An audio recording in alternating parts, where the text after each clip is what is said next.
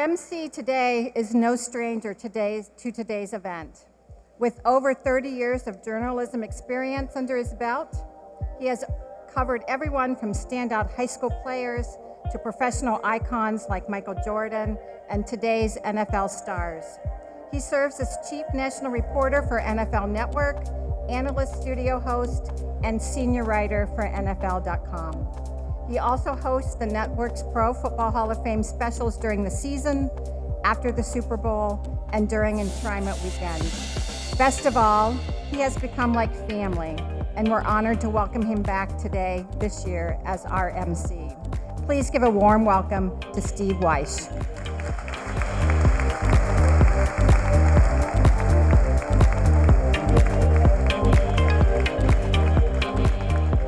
Thank you, Vi.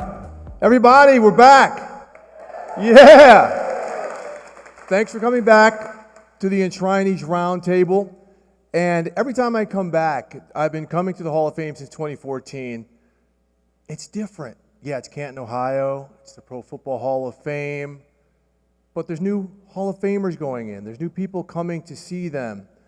Which is why when Rondé Barber, one of the members of the class of 2023, gave his enshrinement speech yesterday, he said, I didn't want to be just another guy. Just like the Pro Football Hall of Fame in Canton, Ohio, doesn't want to be just another event or just another museum. He said, be uncommon. And the reason why I find this uncommon are the people. Everyone here in Stark County and Canton, Ohio is so welcoming every year. Tens of thousands of people invade your town. They take your parking spaces. They jam up your traffic. And you're like, bring it on. We love it. And it is so wonderful to be part of the fabric of what really honoring greatness is about. And nobody does it like the people of Canton, Ohio, Stark County, and especially the people who come to this round table every year and the first timers. Because this event, folks, is it. Right? Our enshrinees are giving their speeches. They're no longer nervous about that. They might be a little hungover from their parties last night. That's okay. But you all are about to be entertained with some of the most excitement, the best stories, and the great history of why the Pro Football Hall of Fame is truly great. So we're going to get things kicked off with a group that brings the energy, right? This is our hype segment. It's an elite group that loves football, fellowship, fandom, and making a difference in the lives of others. Let's give it up for the Pro Football Ultimate Fan Association. Come on, y'all. Hit the stage. Let's get it hyped up. Here we go. This is commitment, everybody.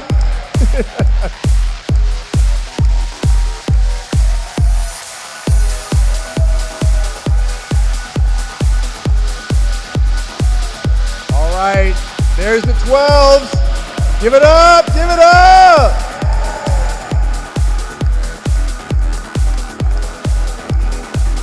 Nothing like a little Lambeau Stadium on top of the head.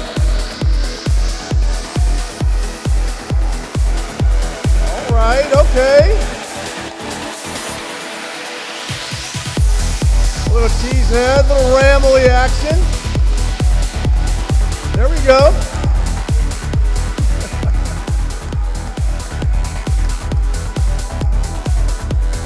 Well done, well done. I have a strange feeling that if we asked the Browns fans in here to turn it up, that excitement would really carry on as well. All right, that's a hard act to follow, but I think this gentleman is up for the challenge. A lot of hype still going on back in that corner. Okay. So please turn your eyes to the screens for a special greeting from the Honorable Tom Burnaby, Mayor of the City of Canton. Good afternoon. Welcome to Canton, the Hall of Fame city. Greetings and welcome to the 2023 Hall of Fame Enshrinement Roundtable. I am Mayor Tom Burnaby. I have been mayor of the city for the last 8 years, and I will be retiring at the end of this year. And people keep asking me, Tom, what are you going to do when you retire? Jim, you know I'm retiring at the end of this year. I was thinking originally of maybe staying at home with BB and really retiring, but she said, no way, get a job. So, I thought of you. You're president of the Hall of Fame. We've known each other for a long time. I thought that maybe you might have some work or something for me to do around here. Heck, Tom, I mean, Jack, great. You ran a city. We ought to be able to find something here for you. At first, Jim tried me out as his executive assistant.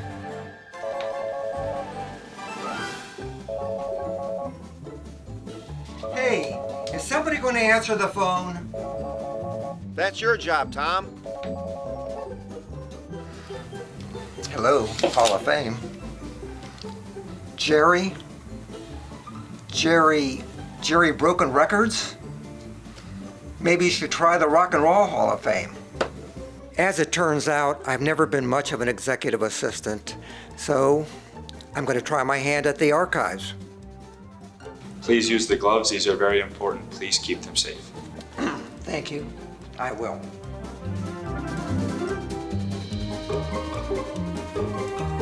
Handling documents isn't my specialty. Jim thought maybe retail might be my thing.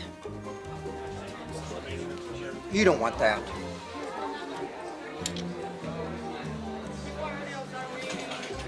Ma'am, you don't want to buy that one either. Sir, I'm afraid I'm going to need to speak to your manager.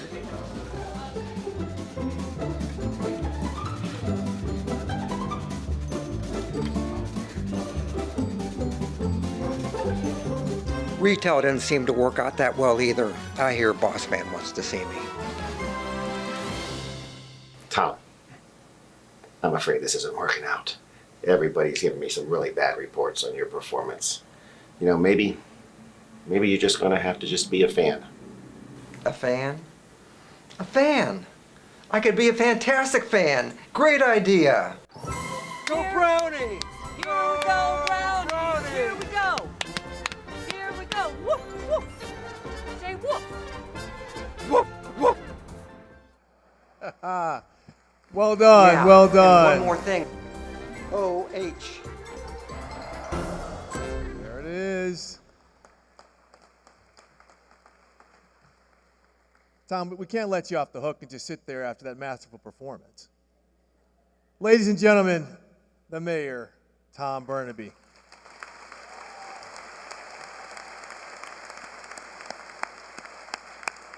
Thank you so much. Jim Porter, you got some acting chops there too, my man. All right, we've got some special people we'd like to recognize, so here at the head table. So please stand and wave as I call your name. Dennis Saunier, the President and CEO of the Canton Regional Chamber of Commerce. Ralph Lee, Chairman of the Board of Directors and the Canton Regional Chamber of Commerce. Todd Hawk, the General Chair of the Pro Football Hall of Fame Enshrinement Festival, and his wife, Tricia Hawk. Kim Davenport, the General Vice Chair of the Pro Football Hall of Fame Enshrinement Festival, and her husband, Tamir Davenport.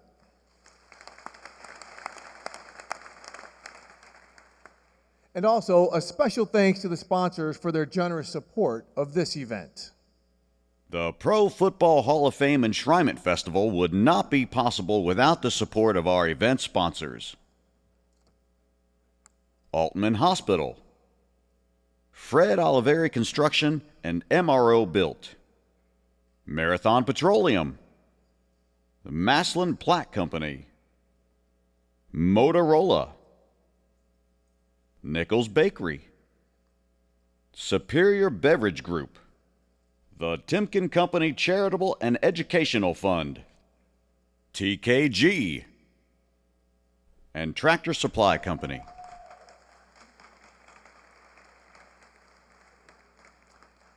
All right, all right. I'd now like to introduce the presenter of the 55th Annual Hall of Fame Photo Contest, the Dave Boss Award of Excellence. Please welcome Rich DeRosiers, the Chief Communications Officer for the Pro Football Hall of Fame.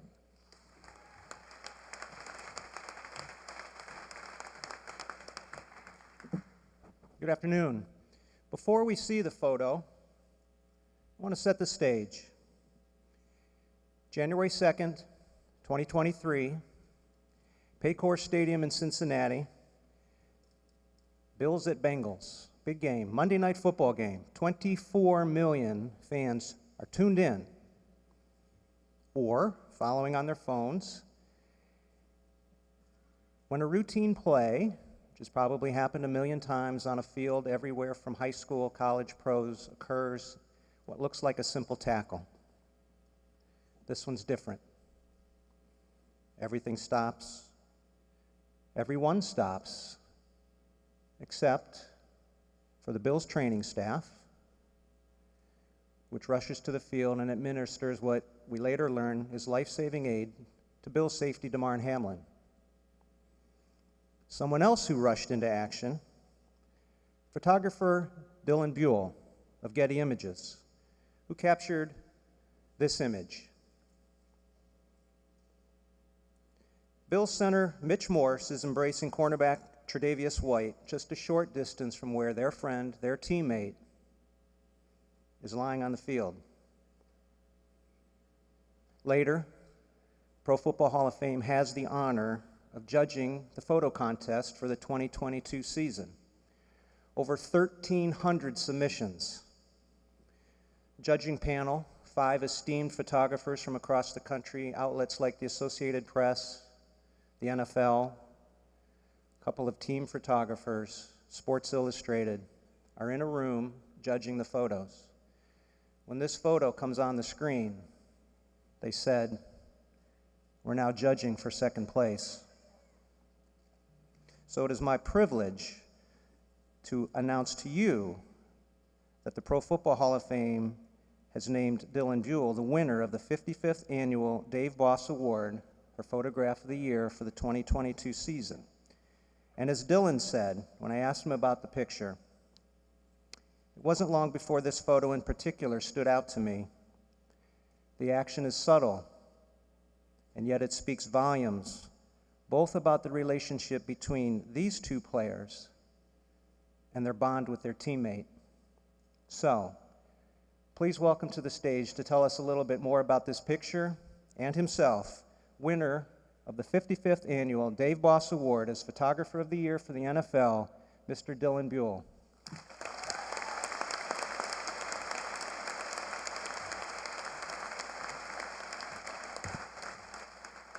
Thank you, Mr. DeRozier. First, I would like to thank the entire judging panel for this honor. It was both very unexpected and very humbling. Second, I would like to thank my parents, who are somewhere over there, who, despite the fact that I did not become a teacher or a surgeon, always supported my passion for photography. In fact, I'm not the first member of my family to be recognized by a Hall of Fame. Earlier this year, my mother was inducted to our hometown Hall of Fame after a 35-year career as a public school elementary teacher.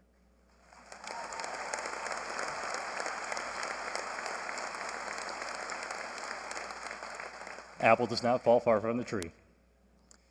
I would also like to thank all the photographers that helped me throughout my career, especially Rob Carr, Andy Lyons, and Stacy Revere. As a kid that both watched and played sports for as long as I can remember, it has been a joy to document football from the sidelines for the past 7 years. I can even trace back my start in sports media to being the unofficial videographer for my younger brother's Pop Warner football games, some of which were in the RCA Dome, if anyone remembers that building. I think it can be easy to forget that a football team is not solely a collection of athletes playing a game, but a group of men and women that form a family. While it is unfortunate that at times it takes an event like that of January 2nd, 2023 to remind us of this fact, thankfully, this story had a happy ending, thanks to the work of the incredible medical personnel on the field, the University of Cincinnati Medical Center, and the Buffalo General Medical Center. Of course, I was not alone documenting the events of that night. I wish I had time to name all the photographers I shared the field with, but I would at least like to name my Getty coworkers that night, fellow photographer Kirk Irwin and editor Michael Schroyer. As far as I'm concerned, I share this honor with every other photographer I shared the field with that night. This award will surely go down as one of the highlights of my career. Thank you.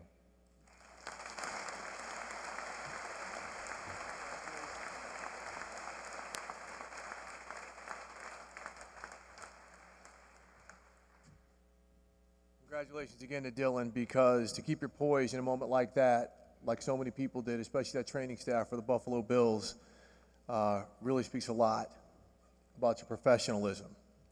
All right, and now it's my pleasure to welcome a man who's deeply committed to the mission of the Pro Football Hall of Fame's mission and its 371 members. He's a dear friend and somebody who's welcomed me into this family. And I can't thank him enough for being the man that he is. Jim Porter, the president of the Pro Football Hall of Fame.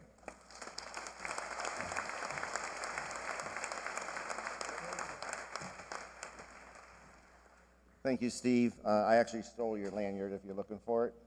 You know, we have to wear these things around town, credentials so everybody knows who we are. Steve says media. And while Steve is an incredible member of the media, this should say friend. Friend of Canton, friend of the Hall, friend of the Chamber, friend of Jim and Sarah Porter. And just want to say thank you. I'll give that back to you so you can get around. So I live with 5 beautiful girls, a beautiful wife, and 4 lovely girls. And the wife, of course, keeps everything together in our lives, and appreciates you so much, Sarah.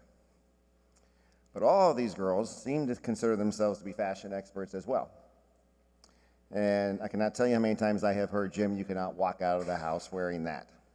So today, I snuck it out of the house. I'm not wearing a jacket, and that is on purpose.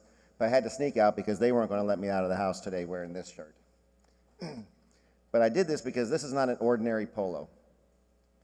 This shirt is 11 years old, which is 6 years less than my awesome daughter and youngest daughter, Reagan, who her and Emma, I heard, did a great job in the fashion show the other day, so thank you and congrats. But this polo means something. I've had it since 2012. It's a Pro Football Hall of Fame Enshrinement Festival shirt. Looks like a typical Hall shirt if you were to look at it from where you're at, but there's a word on here called Festival underneath our logo, and that's really important because this is what makes this happen all year. It's the Festival Committee, and the Pro Football Hall of Fame Festival team is made up of the great people at the Chamber. The Chamber puts on most of these events, and everybody thinks it's the Pro Football Hall of Fame, and I want to make sure the credit goes, or where it's deserved to go, because it's so important. So I strategically wear this shirt on purpose throughout the year, not only to remind myself, but anybody else who might notice the word festival on it, who really makes this all happen. So thank you to the Chamber. Denny Sonia, your team, Colin, Floyd, and your team, thank you so much.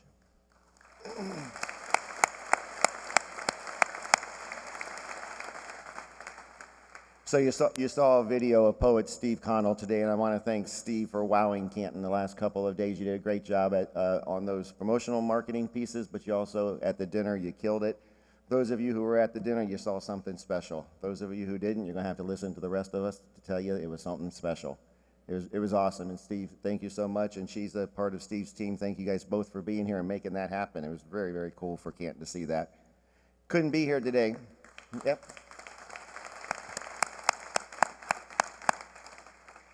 Person that couldn't be here today is JT Hodges. JT came to the Hall last year in November. He is a recording artist out of Nashville, and he was so inspired by the Hall that he wanted to write a song. So we unveiled that song several times throughout the weekend here. It's called Canton is Calling, and as of yesterday, it's available wherever you buy your streaming. It's $1.29. I went out and bought mine today, so if you get a chance, download Canton is Calling, especially if you're from Canton. It's pretty special. So we thank Mayor Burnaby, not only for your incredible career. You have helped this county so many times, whether it was the job as a commissioner, the job as an attorney, the job as running SARTA, or the job as mayor. Thank you, my friend, for all that you've done for this community and the support.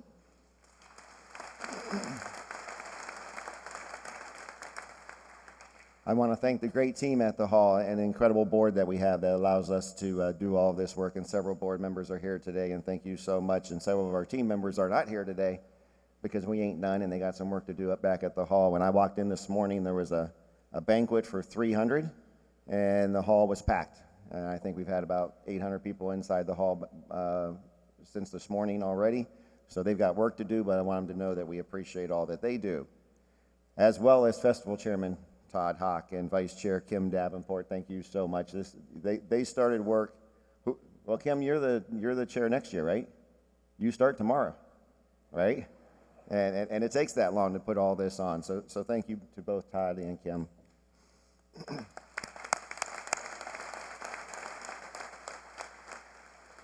So 350 million people have played the sport of football since the invention of football. 350 million people, from the youth to middle school, to high school, to college, to pro, to semi-pro, whatever the case may be. 350 million. I mean, just think about that number in general for a second. And then think that there's only 371 Pro Football Hall of Famers. I am not a mathematician, but I know that that number is somewhere like 0.00001% of the people who had the dream of starting the game at a young level and ending up at the Pro Football Hall of Fame. 371. And we get to share in their lives. So I say, the phrase, save the best for last. I truly did that. I want to thank the class of 2023. Incredible group of men. Incredible football players. We know that. You don't get here without being incredible football players. But what we get to do from the time we announced in February until the time when we got here today, we get to know these people and their families and how incredible their families are and how incredible they are. And by the way, I think most Hall of Famers will tell you they didn't get here without a great supporting cast that typically starts with their spouse and their kids and their mom and their dad. And we get to see all that. So thank you to the families for being here in town with us and sharing your husband, your dad, your son. We appreciate you every bit as much as we appreciate the Pro Football Hall of Famers. So thank you guys. And then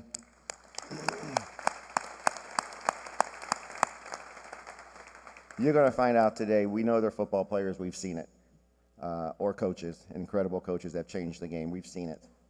But they're spectacular people that you're going to get to enjoy today. And I want the people in Canton who are here, never forget the feeling of how lucky we are. This doesn't happen anywhere else in the whole entire world. Enjoy today, it's going to be great.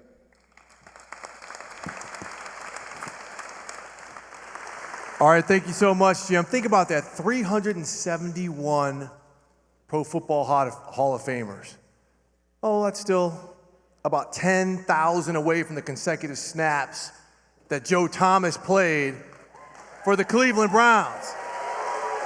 It is time.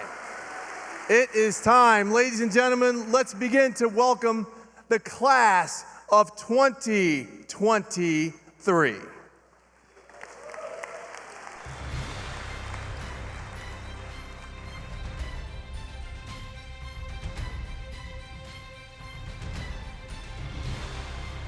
Cueing video. The NFL's all-time leader in sacks by a cornerback and the only player to record at least 45 interceptions and 25 sacks in a career. Rondé Barber made quarterbacks think they were seeing double.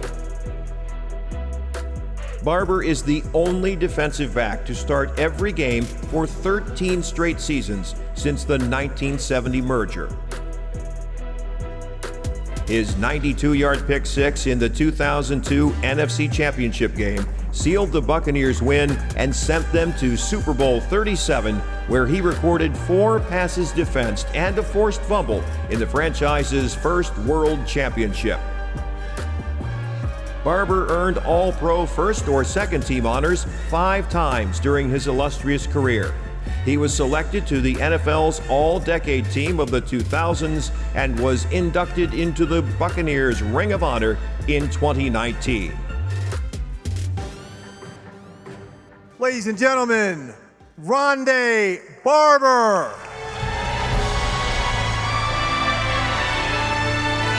Yes, sir.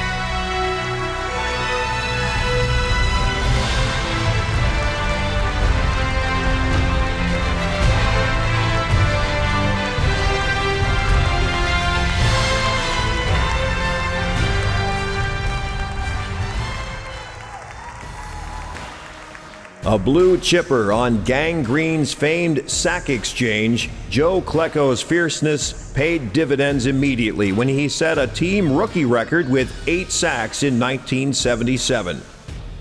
The Jets' versatile asset was selected to 4 Pro Bowls, and he is the only player in NFL history to be selected at all 3 defensive line positions. Klecko earned the United Press International's All-Defensive Player of the Year honors in 1981. Unofficially, his career sack count is 78, but ask anyone in New York, Klecko was a certified commodity. Which is why he became only the 3rd Jet to have his number retired and was a member of the Jets' Ring of Honor inaugural class. Here he is, the chairman of the New York Sack Exchange, and one of 2 great number 73s going in the Hall, Joe Klecko.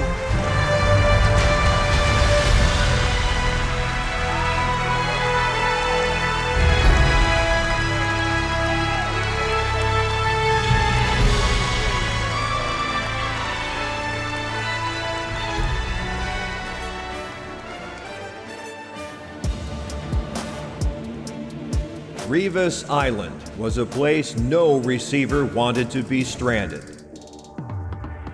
Darrelle Revis was known for making some of the NFL's best pass catchers non-factors.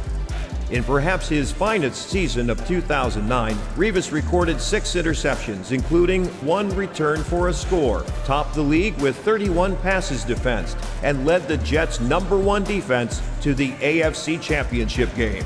He was selected as a first-team All-Pro for the first of 4 times that year. Revis earned 7 Pro Bowl honors in his 11-year career, was selected to the NFL's All-Decade Team of the 2010s, and was inducted into the Jets' Ring of Honor in 2022. Let's bring him in, Darrelle Revis, the 4th person from Aliquippa, Pennsylvania, to go into the Pro Football Hall of Fame.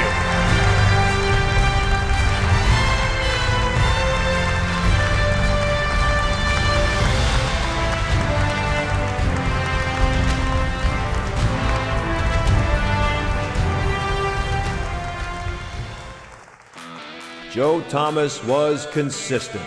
The 3rd overall draft pick of 2007 started every game in his first 10 seasons, and he never missed a snap. Because of that consistency and his dominant play, Thomas was named to every Pro Bowl during his first 10 seasons, joining Hall of Famers Merlin Olsen, Mel Renfro, Barry Sanders, and Lawrence Taylor as the only players in NFL history to do so. And Thomas is the only offensive lineman on that short list. His 10,363 consecutive snaps are widely believed to be an NFL record. Thomas was selected to the NFL's All-Decade Team of the 2010s and was inducted into the Browns' Ring of Honor in 2018. 2 words, Joe Thomas. And he is styling.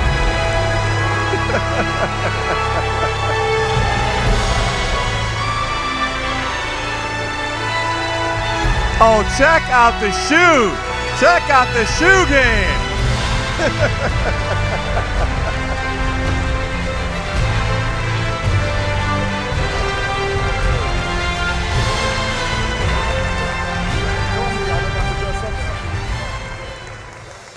At 5'11", Zach Thomas was not the biggest or the fastest player on the field, but his preparedness and hustle put him in the right place at the right time to make plays.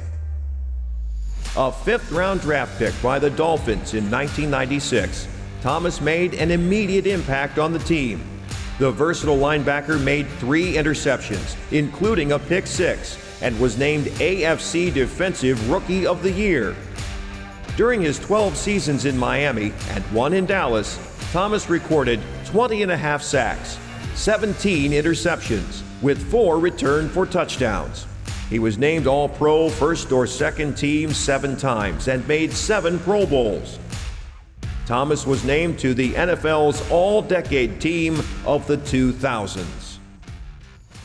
Here he is, Zach Thomas, the pride of Pampa, Texas.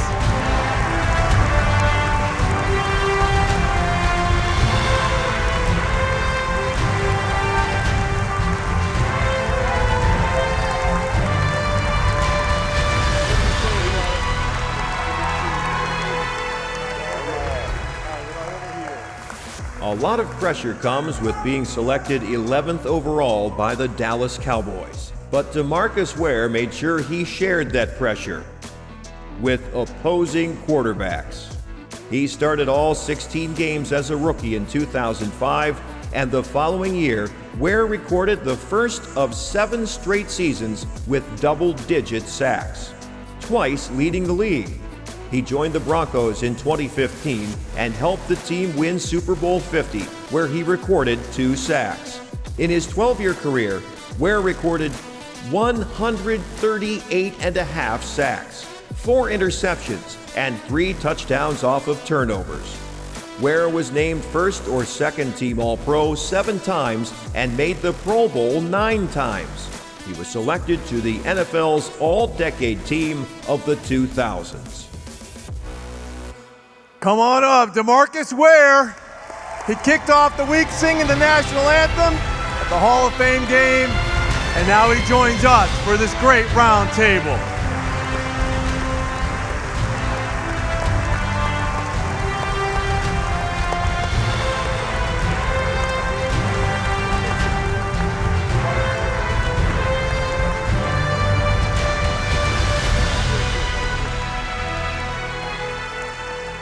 And ladies and gentlemen, let's also acknowledge 3 of their classmates, 2 who are no longer with us and 1 who could not be here. Ken Riley, Don Coryell, and Chuck Howley, and any members of their families who are here. Could you please stand so we can acknowledge you? There we go. Thank you so much. Your class of 2023 of the Pro Football Hall of Fame.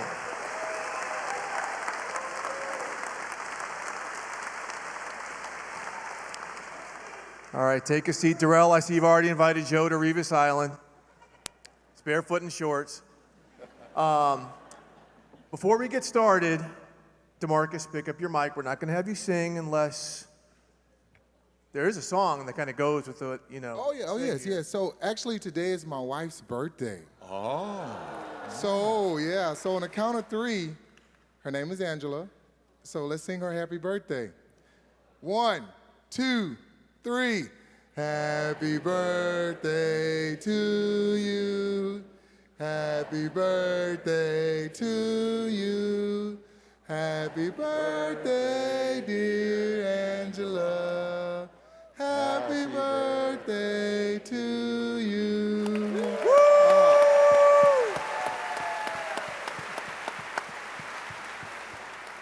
Okay, now I don't know if your party is still continuing because she's turned up, or I am turned down today.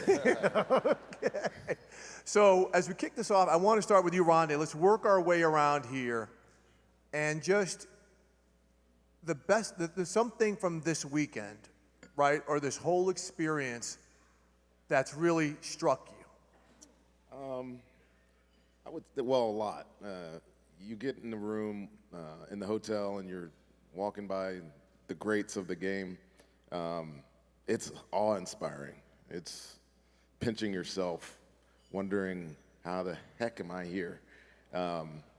But we are for a reason. But there was a Ray Nitschke lunch a couple of days ago, and it's Just Gold Jackets. I had never heard of that lunch. I didn't know what it was about. And everybody told me this week that was going to be the coolest thing you do. And it's basically us just sitting around talking about some of the guys that have passed that were Hall of Famers, but really just fellowshipping and sharing stories with each other. And, you know, Joe Gibbs in there talking about Mindy Coryell's dad. That was really, really cool. It struck me. and can't wait to be part of that forever. Awesome.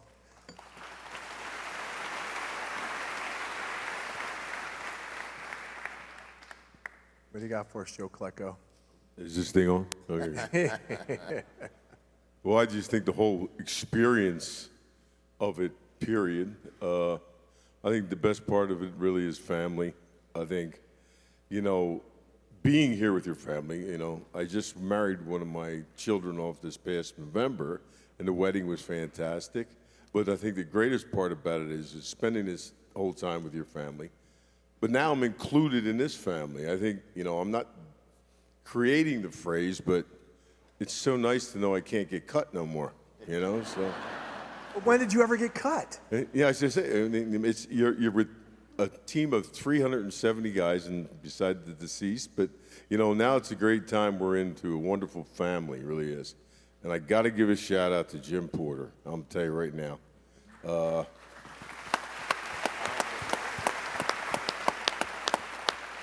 He talks about making it all about us, and he sure has. And, you know, like, again, like Rondé talked about the Ray Nitschke luncheon and stuff, you know, with all the other guys, and everybody putting their comments in about things of guys who've been deceased and guys who are still around and things to do.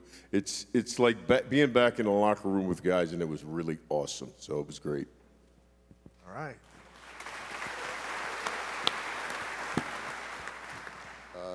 For me, you know, I just think it's, you know, first and foremost our class, you know, just listening to everyone's story. You know, we've played against each other, we rivaled each other, but to, you know, come together here at the Hall of Fame and just, you know, just share everybody's story. It's amazing where different walks of life and everybody come from. And now, you know, we're a whole big family, we're a brotherhood. And, you know, for me, man, it's very humbling for me to see how far I've came and see how everyone else has come, to just join together and band together. And I think that's the biggest thing, you know, hearing everybody's story. So, thank you.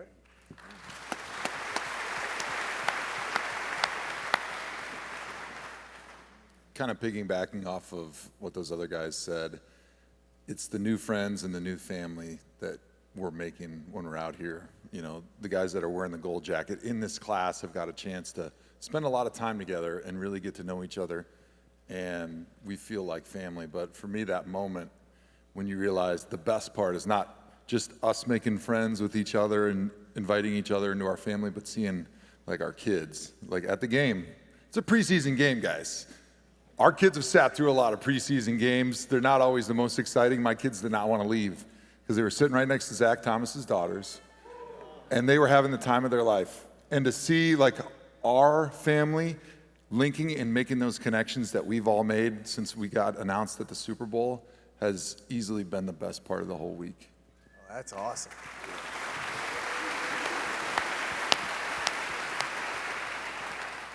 Well, Steve, when I think of a Hall of Famer, I think of all this group right here. And we're all family now. We're all on the same team. And as Joe was saying, though, his son Jake calls me Uncle Zach now.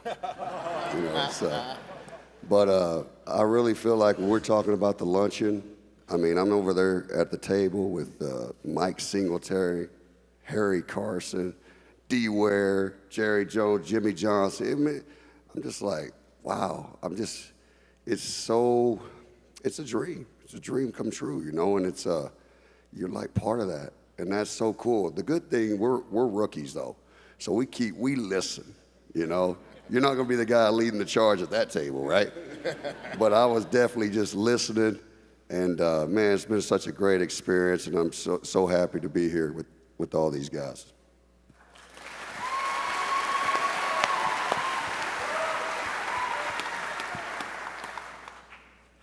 For me, it was a part that people can't see. So when we are on stage giving our speeches, all of the Hall of Famers are back there, and you can't really see what's going on when the guys are giving their speeches. First of all, we got welcomed from all of the Hall of Famers in there like it was our new first-round draft pick in our locker room that's going to change our team. and that was amazing. But there's a bet that all the Hall of Famers make, who's gonna cry first. They said that I was gonna cry first. I didn't lose that bet. Zach cried first. No shame, no shame. So, one of the most amazing things though, is as each one of us spoke, I saw the expressions on every single one of those guys, and I saw a tear go down, because those stories that we told, and some of you probably didn't see it as you spoke, it meant something to all of those guys. And I think that was that moment for me that was like, man, those guys, we're real. I mean, these jackets come with emotions. These jackets aren't invincible. But it sort of humanizes us and say, we're just like you. But we are put up on a pedestal that we did work hard, and we are here for a reason, but we are real, and everybody got to see that yesterday. And that's awesome. And that's what this roundtable is about, right? So, Joe Klecko, 30 years. You had to wait to get that knock on that door. Okay, so I was there when Joe Namath knocked on your door, but just walk us through the experience. Was it agonizing having to wait? Is it all worth it? Like, what's it like to have to wait to join this young class, which I might say, and you're included in this, is clearly like the fittest group of Hall of Famers. I mean, you guys are like pretty shredded. Like, you can still step on the field right now. But just kind of walk us through that, Joe.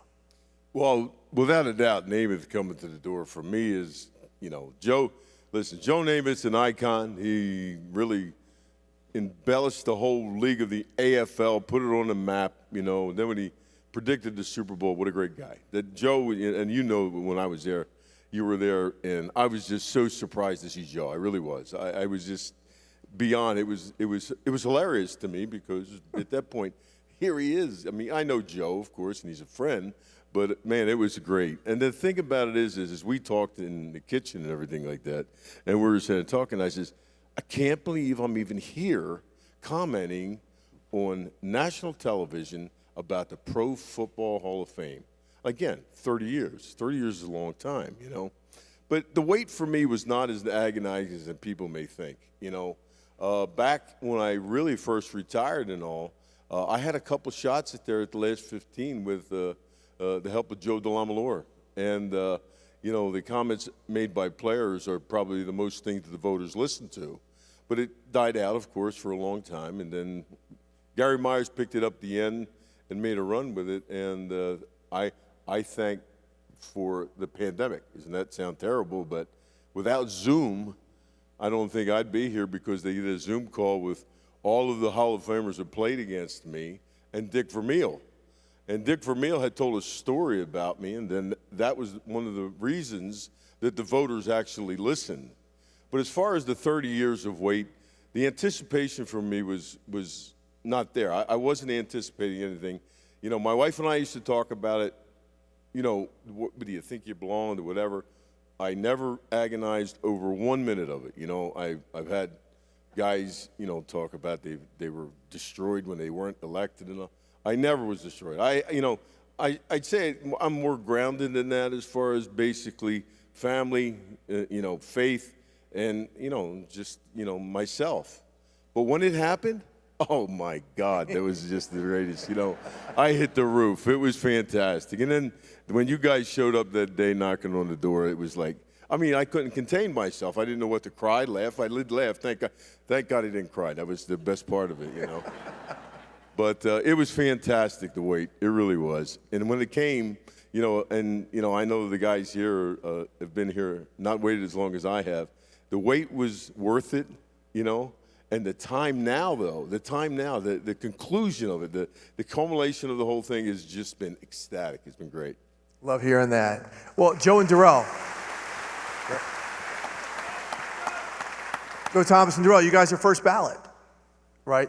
How do you view that? Because everyone says, wow, that really means a lot. But then one of your classmates had to wait 30. Everyone you know, you had to wait too. You had to wait. You had to wait. Like, do you feel extra privileged because you got in on the first ballot, or any type of way? We get asked about it, obviously, and so you feel proud that it's an extra notch in your belt, but being in a room with these guys, there's no difference between my gold jacket and any of these other guys' gold jacket, and that's exactly how I feel. There's no distinction in my mind between Hall of Famers, and so I really don't even like talking about it, to be totally honest, because it makes me really uncomfortable. Because these dudes are studs.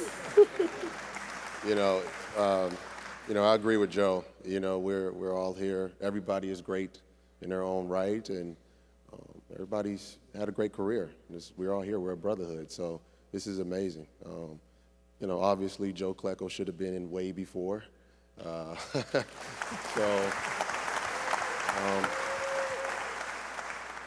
So you know, for us, it's uncomfortable. Like Joe said, it really is. But you know, Joe, you're amazing.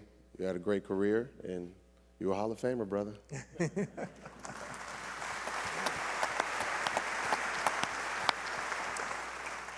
Rhonda, you said something in your speech. You guys, and by the way, all you guys' speeches were like incredible. But you said something in your speech that I think really struck a lot of people about being uncommon. Right? You didn't want to be just a guy, just a football player.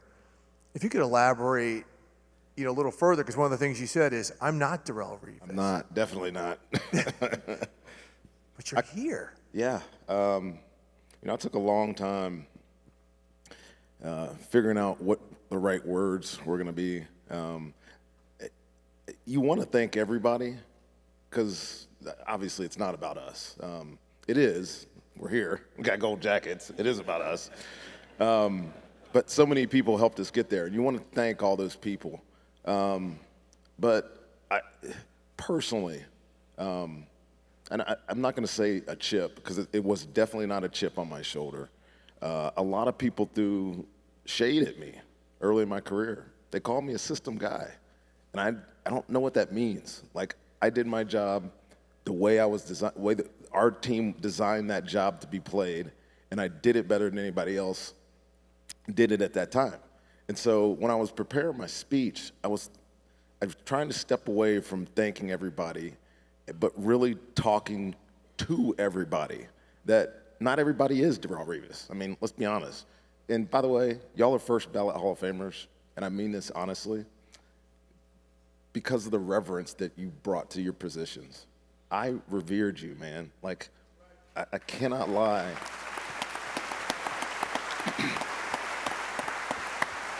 The way this man played corner, there's only a handful of guys that played it like you did. So I'm glad you're first ballot Hall of Famer. You deserve it. You deserve it. But at the same time, that was not me. I was not that guy. I had to work and play differently than everybody else played, so that people wouldn't recognize my career. And along the way, I did a lot of uncommon things. Touchdowns. Only 8 of those were interceptions. I scored 6 touchdowns on fumble recoveries. So that's uncommon.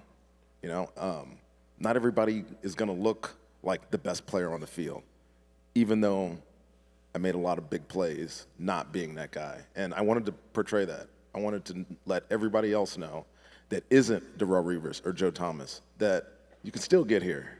You got to do uncommon things. You got to find a way to be different and separate yourself and differentiate yourself from the crowd. And I did that. And my candidacy over the last 6 years got bigger and bigger, and people started recognizing the numbers, and here I am. Awesome.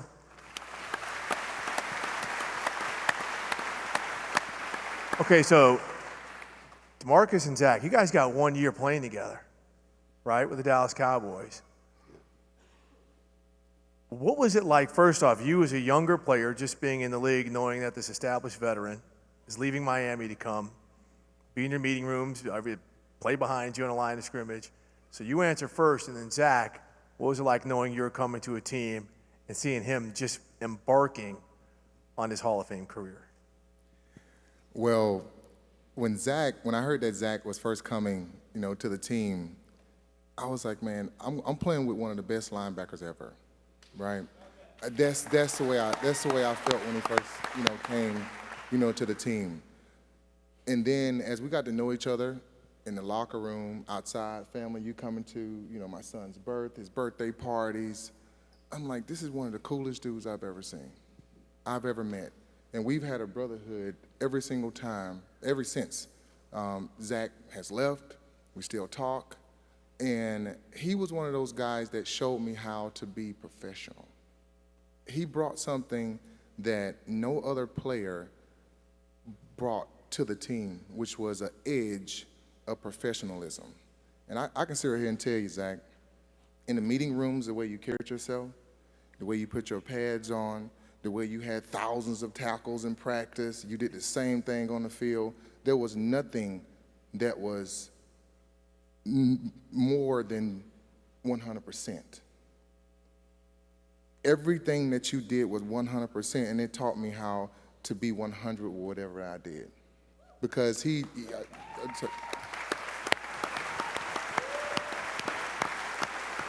gonna make Zach cry again. No, I can sit right here and tell Zach that when he came, just the epitome of who he was as a person. Because when I first saw Zach, you saw on the videos, he looks the size of everybody else because he's making so many plays. But then when you walk up and he walks up to you and you see him, you're like, he's a really small guy. Oh my goodness. Short jokes? It's serious. And then, no, serious. And then I saw him play. I saw him make every play. And I'm like, you know what? To be honest with you, not to be frank, but size doesn't matter. It's how you play. It's just amazing. Hey, well, I really appreciate that respect, man.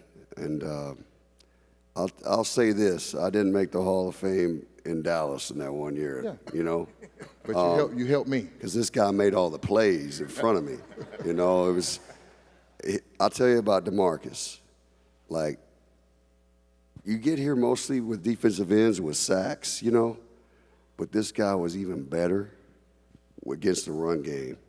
It was crazy how he would throw a guy like Joe Thomas size around like a rag doll and just toss him and talk about it's what I love about DeMarcus is he's a great teammate and super nice. He's not putting on a show. This is him. He'll be like, what's crazy, and then he gets in this monster mode in the game, like, oh, where'd this DeMarcus come from? And then he can just turn it off. A lot of guys can't just turn that switch off. This guy can. But what I like best about him, I don't care if you're a Hall of Famer, but nobody will respect you if you're not a great teammate. And this guy was the best teammate that I played with. And I'm proud to be part of this team with you. But Awesome. Steve, 30 seconds. I got to peel back the curtain for a second. And I want to ask DeMarcus, because I know how I felt about this, but before the enshrinees went out, right before we're about to walk out, we're all in this little green room area, and we're all getting ready to walk out on that stage and give our speech. And Zach stands up in front of the room and says, "Can I have your attention for just a second?" And he gave us a pregame speech. Yeah. It was awesome, too. We've all been off the field for a while now. Yeah. But we were ready to run through that wall. Okay, Go disclose. through it. Hold up. Yes, we were. No.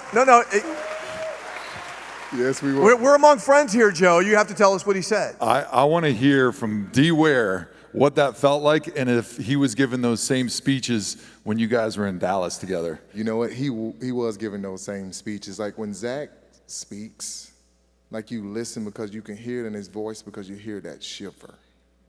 And when you know that he really means something, when he got up there and spoke, I was like, here we go. Yeah, everyone's sitting up in their seat. I was Let's go. I was in the locker room again.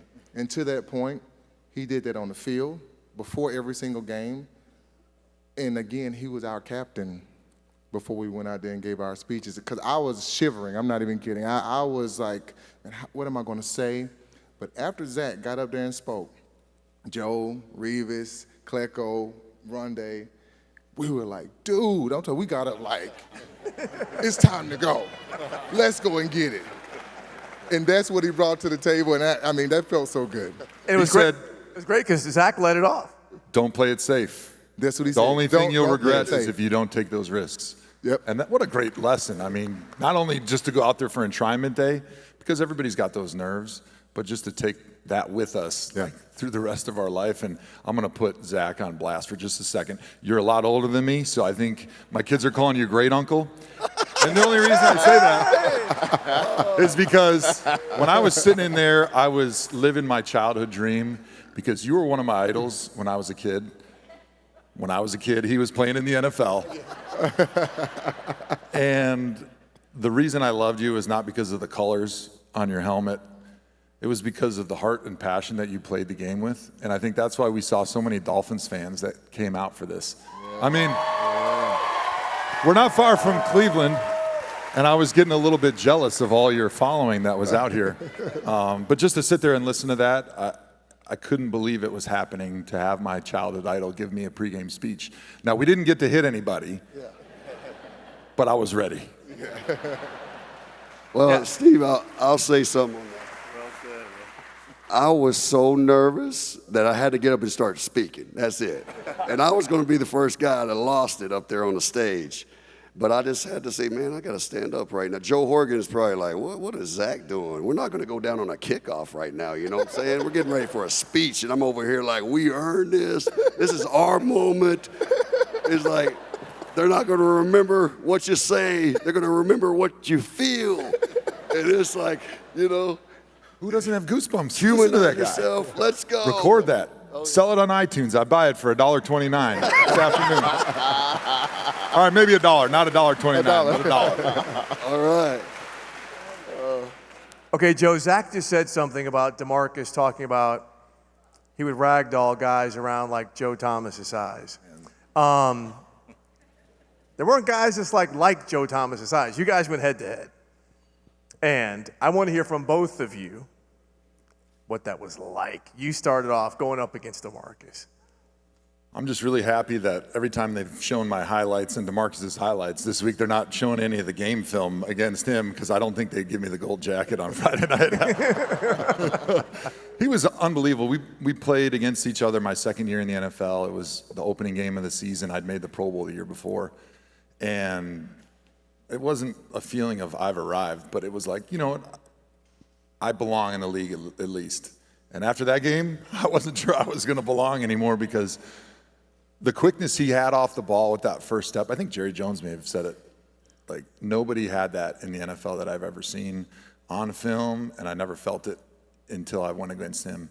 And then that combination of he beats you with his first step, and now I'm off balance, now I'm on my back foot, and I'm turning and trying to catch up to him. And I used to be a good athlete, so I used to be able to do that. And then all of a sudden, he would take one foot, and he'd put it in the ground, and he'd just turn, and he'd take these hands. By the way, how long are your arms? My God.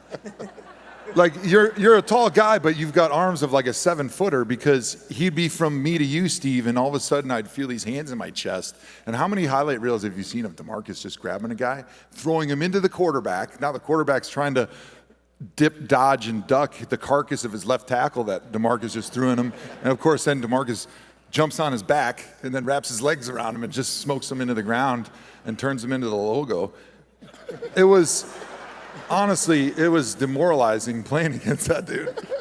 So I had to be ready, and the next time we played you guys was in Dallas, and I had a really good game plan. And one of the fun things about this weekend is I was really quiet about my own game plan, my mindset, my strategy going against guys. It was like a government secret. I wasn't giving that to anybody. But it was fun talking to DeMarcus. We were waiting in line for one of our events, and we started talking. I was like, this is what I used to try to do to you. This is how I was countering what you were doing to me that I'd learned 4 years prior. While you were waiting in line. While we were waiting in line. And I was like, I don't care. The top secret, no more. Like, go ahead, take the information. You can't beat me anymore. We're here. I tell you what, going against Joe, the first time I went against Joe, I remember my defensive line coach said, listen, this is going to be the most technically sound offensive tackle you're going to go against. And I'm sitting to myself, thinking to myself like, yes.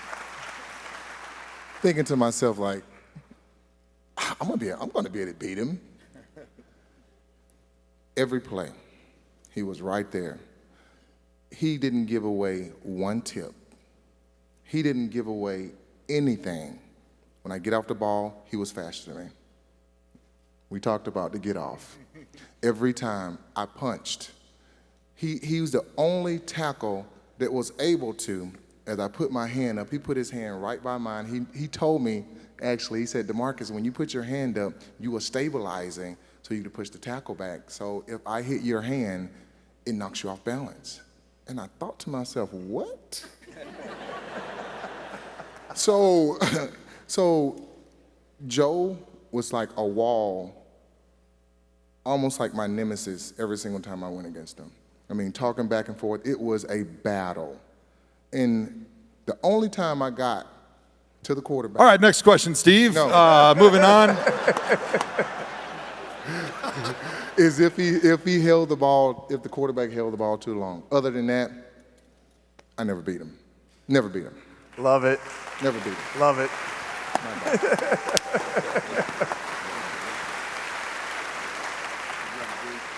Okay, so Joe Klecko, you heard about some of the intricacies and techniques and things like that.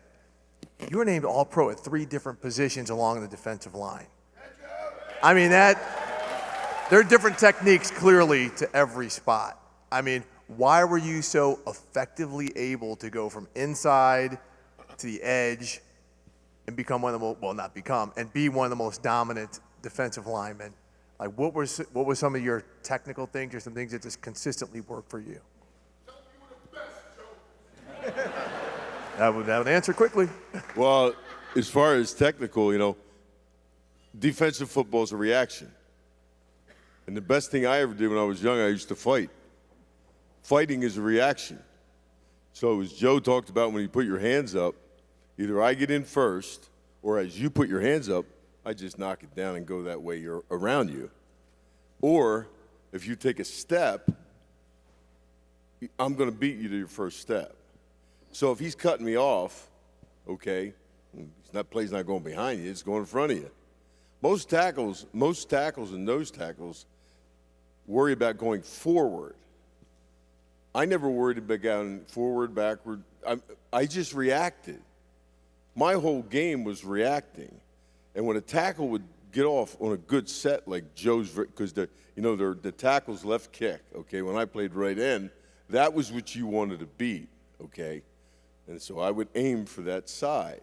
And if they turned their shoulders just a little bit, I know it was outside because that was their weakness because they could never square up on me again. But the biggest thing I always did was I always got my hands in first. No one could ever beat me with getting their hands inside, and Joe will tell you that when you get inside, you win. Either you stalemate it, you win, or whatever. So when I moved inside, when I had all my sacks, there wasn't a whole lot of mystery about me, because my big asset was my strength, okay? I mean, my best squat ever is an 800-pound squat, okay? I used to squat 700 in season for 5s. And when I tell guys that, they go, "You did what?" Why? And when I tell them that, well, that was what I did. And 5 spinal surgeries and that later, here I am, So. But, everything to me was the same from inside to outside. But when they put me at nose tackle, and Bud Carson allowed me to cock in the nose tackle, everybody said, well, we're going to double you. I don't care. You do whatever you want to do. It doesn't matter to me. Because the quarterback isn't allowed an advantage step. And every quarterback in the league, before he snaps the ball, if he's right-handed, moves his right foot. His foot starts before the ball does. So I'd be in the gap. I don't care about nothing but the ball. And I'd be staring at his foot and the ball. And the minute he moved his toe, the ball didn't move yet. But I did. And I was never called off sides for it. A few times. But I was going. Like you see the highlights they talk about when I blew through the line and stuff. That's what that advantage to playing the cock was. But then what happened was, and Joe could explain this, I'd beat I'm not going to tell the guy who I'm playing against, but I beat him to the left in first play. He had just come in the league. He was a big, tough guy, and he's going, I'm going to show this guy, meaning me. So I came off the ball on the left-hand side, the right-hand side of the center. And I did by reading the quarterback's foot. And I sacked the running back. I dropped the running back for a 2-yard loss. So he thinks now he's going to fire on me because I know what they're going to do. They're going to run the ball the other way. I went the other way. So when he takes that first step to go to me play side, I already took my first step to go the other way. He can't catch up to me. I put the running back down for a 3-yard loss. So now he's got, what, 3rd and 15, okay? So he knows I'm throwing a football. He says, I know he's quick. I'm going to set on him. So he sets on me, and I pick him up, and I hit the quarterback with him.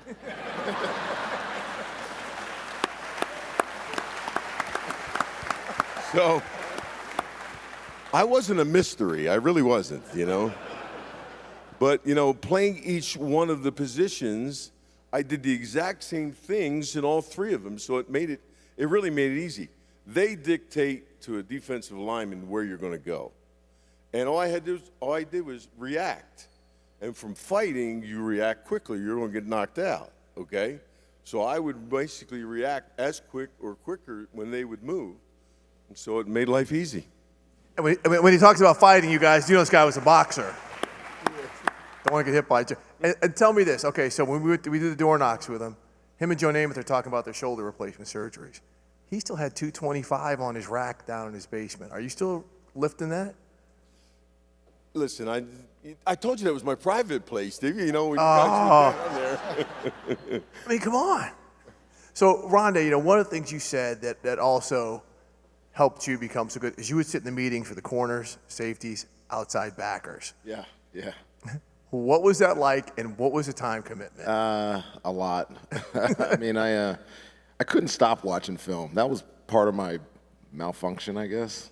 Or if you ask my wife, at least go home and turning film back on. That I just left the building. I'm going home and putting the film back on.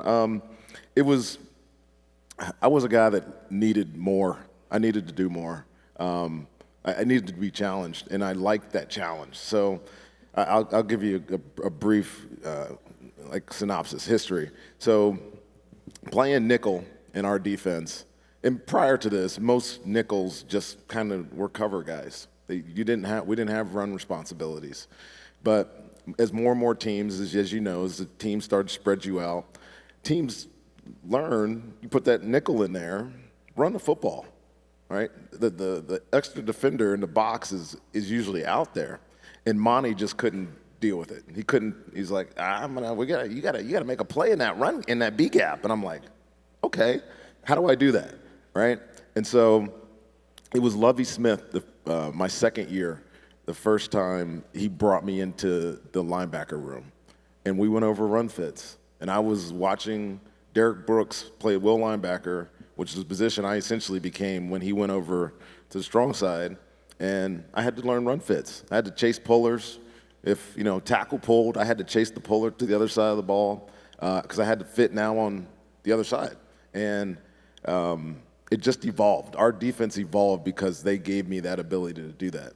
And I made a whole lot of plays. Like, I have 88 tackles for loss, and people were like, how the hell does a corner have 88 tackles for loss in a career? It's the most ever by a corner, obviously. But it was because I was a B gap defender, and they never expected me to be in there. And next thing you know, quarterbacks, running backs, 2-yard loss, like Joe was saying. Puller goes, I tackle a running back in the backfield. They're like, oh, well, tackle for loss. And I never really considered it anything special. It was really just me doing my job. It's what they expected of me. And then, as like I said, as the defense continued to evolve, that nickel position had to start doing that. Otherwise, you were getting less out of the position. So, and when you look at guys like Jalen Ramsey and the Derwin Jameses of the world, where that now is the elite. Right. Buda Baker. Spot on defense. Tyrann Mathieu. A lot of safeties play that position now just because of the size. bigger bodies. But yeah, I was 180 pounds playing like a linebacker. You did it well. That's why you're here. So, Darrell, he just talked about the film study and the prep. And in talking to so many people about you and some of your former coaches, they were like, okay, your greatness, your athleticism, this and that, but you won because you knew all the tendencies. You knew all of that. You could shut down a Randy Moss or an Andre Johnson. Yeah. What about that aspect of it, which helped land you right here? I think I'm a piggyback off of Rondé. It's just having an insanity for film study. I mean, I want to know what time you go to sleep. I want to know what time you eat. I want to know everything about you and your family. The more information you can gather, the more it's going to help you play better and faster. And I just had a knack for it. I still have notebooks at home, full of notes on offensive coordinators, quarterbacks, and wide receivers. So, for me, it was just really having that knack and just really being studious about it. I'm gonna tell you something about Darrell. Herm Edwards was my first DB coach in Tampa, and I wasn't a great bump and run corner. I just didn't have the physical skill to be able to do it really well. And so Herm would always go, "Men, it's not called run and bump. It's bump and run." I'm sure you've heard that term. Like, you have to win at the line of scrimmage, immediately at the line of scrimmage. Dude, there is nobody that did it better than that dude right there.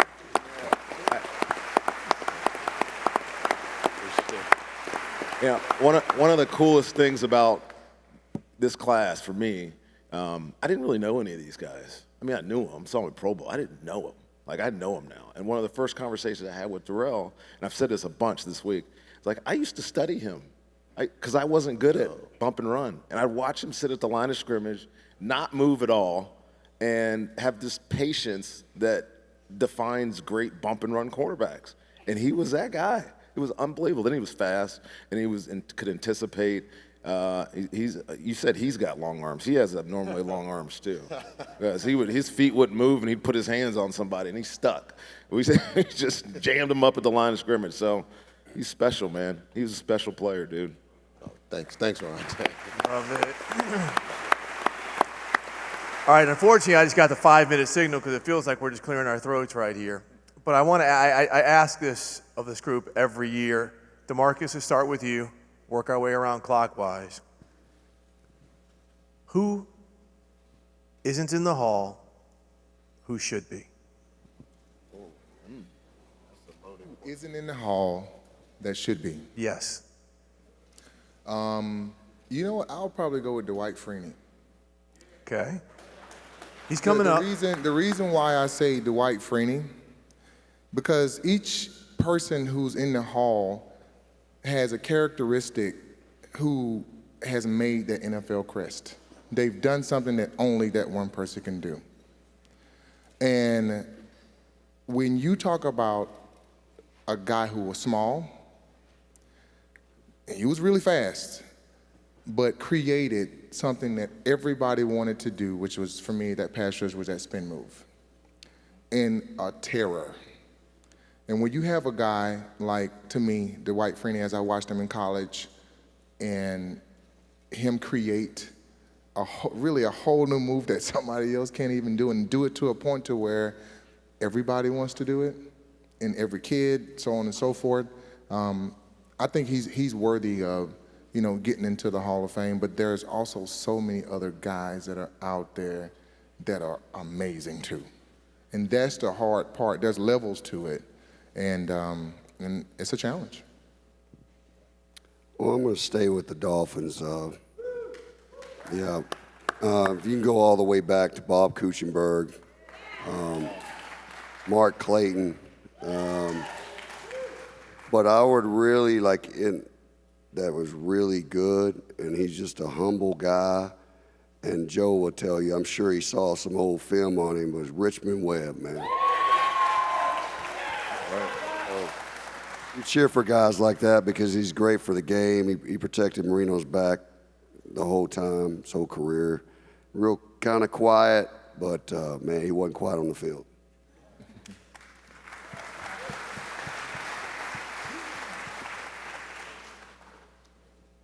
DeMarcus stole mine. Because for me, it's Dwight Freeney. He changed the way guys spin. And he basically cut your playbook in half when you played against him because you couldn't run a lot of the normal protections. He was just too dominant, and he got in the backfield too quickly. He didn't allow your quarterback to take any 7-step drops because he'd beat you on the edge so fast. And then he'd always wait for a big moment in the game to pull out that spin move. But he was doing it differently than people did it before that.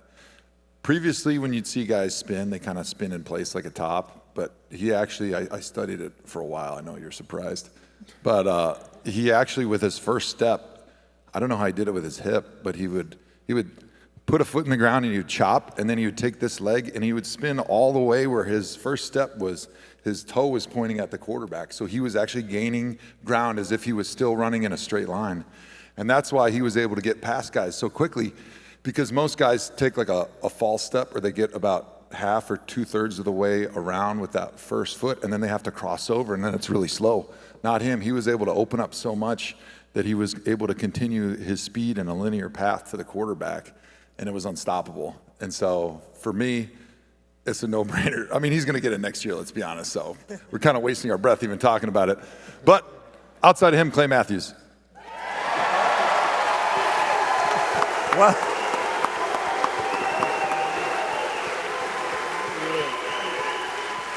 real quick, and by the way, you saw Joe's mobility right there. That's years of yoga. That's why he looks so good. No athleticism, but I'm still flexible. I would probably go with Reggie Wayne. Yeah. Reggie Wayne. Good one. Good one. The duel down there with him and Peyton Manning and also Marvin Harrison, it's incredible. I had an opportunity to cover him. He gave me issues, man. He gave me problems at the line. He's very shifty. He stems his routes. He can get in and out of breaks very quickly. My pick is Reggie Wayne for me. Yeah. All right. Got some Colts love. What do you say, Joe? Well, I think it's the guy who's been in the news a lot lately, but I really think he belongs there, and he's in a rough spot. Is Steve McMichael? Yeah. There's a lot of guys in the hall, and as far as statistics, but I think when everybody played against the Bears back then, when they had the run, Dan Hampton, did his job, but I don't think that. Steve McMichael really gets the due that he deserves because of how tough he was. And, to see him go through what he's going through now, and hopefully he gets recognized quickly because, we all know he doesn't have much time here. So I just think that, it'd be a tremendous event for him to have it, and his family too, But his second part, Joe stole that one too. I think Clay Matthews, without a doubt. And like the Marcus said, though, there's 20 of them that belong here. I mean, I've been through this now for so many years, and you go through the guys that go on here, and I just think the one thing that's real rough is when you go in like Winston Hill, Kenny Stabler, Everybody went in posthumously, and it makes it a little rough for the family too, And to see somebody, really on their last leg, and the tough as he was, I think it'd be a good idea. That was a great answer, Joe. Serious answer. I think it's impossible to answer this question without some bias. So, of my teammates, I would love to see Simeon Rice get some consideration. He's awesome. The guy could, however you want to look at it, should have been the MVP of Super Bowl 37. I know Dexter Jackson had 2 interceptions early, he got it, but go put that film on and watch what Simeon Rice did to Rich Gannon. And whoever was playing left tackle, didn't matter, he just killed him. Also biasly, I think if you're writing the history of the NFL, you have to include Mike Allstott. The guy is a stud, man. He was a fullback, but he ran the ball. He was leading touchdown for the Bucs for a lot of years until Mike Evans took over. So him too. But My answer, of course, is Tiki Barber. There it is. And I don't say that arbitrarily, obviously biased, but what he did in his career, I mean, he rushed for 10,000 yards, 5,000 yards, 1,000 yards returns. I said that yesterday. But what people probably don't remember, unless you were a New York fan, he didn't start off like that. He rushed for 10,000 yards. About 8,500 of it was in about 5 years. And he has the second most all-purpose yards in a season of all time. And I think it would be really cool to have twins in the Hall of Fame. There it is. Love it. Love it. All right, gentlemen, I can say as we wrap this up, it has been my absolute pleasure to take this entire journey with you from the door knocks to now. Please stand up and, ladies and gentlemen, recognize these members of the Pro Football Hall of Fame class of 2023.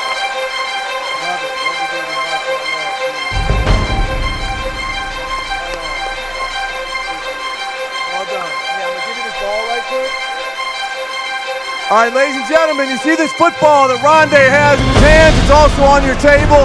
You can also purchase these on the way out. Thank you so much for attending this. I hope you enjoyed it. God bless. Have a great day, and let's have a great season.